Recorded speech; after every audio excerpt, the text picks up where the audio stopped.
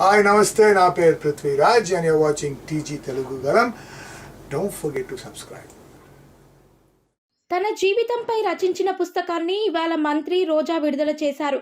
రంగురంగుల ప్రపంచం నుంచి రాజకీయాల్లోకి రోజా సెల్వం అనే పేరుతో పుస్తకాన్ని తీసుకువచ్చారు. మంత్రి అంబటి రాంబాబు, టీటీడీ చైర్మన్ భూమన కరుణారెడ్డి ఈ పుస్తకాన్ని ఆవిష్కరించారు.